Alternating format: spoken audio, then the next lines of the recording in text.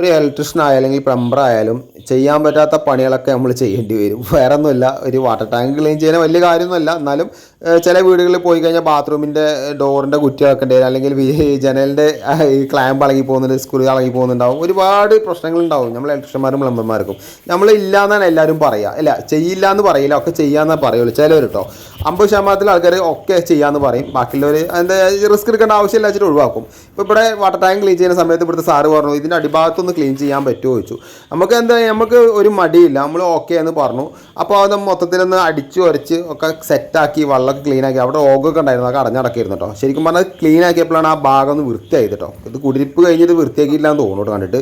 അപ്പോൾ അതെല്ലാം കഴിഞ്ഞ് നമ്മൾ ആകെ ടയർഡായി, കാരണം ടാങ്കിൻ്റെ ഉള്ളിൽ ഇറങ്ങിക്കഴിഞ്ഞാൽ അവസ്ഥ അറിയാലോ.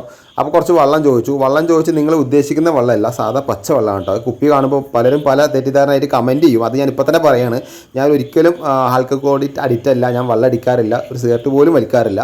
ഞാൻ ജസ്റ്റ് പറഞ്ഞോളൂ, നമ്മളെ ലൈഫിൽ ഏറ്റവും എൻജോയ് ചെയ്യേണ്ട ഒരു കാര്യം എന്ന് പറഞ്ഞാൽ നമ്മൾ ലൈഫ് അടിച്ച് പൊളിച്ച് ജീവിക്കുക എന്നാണ്. അതിൻ്റെ ഇടയിൽ കൂടി ഇങ്ങനത്തെ ദുശീലങ്ങളൊന്നും കൊണ്ടുവരാതിരിക്കാൻ ശ്രമിക്കുക കേട്ടോ. അപ്പോൾ ഞാൻ പറഞ്ഞുകൊണ്ട് നിങ്ങൾ ആരും മാറാൻ പോകുന്നില്ല, എന്നാലും ജസ്റ്റ് പറഞ്ഞു എന്നുള്ളൂ.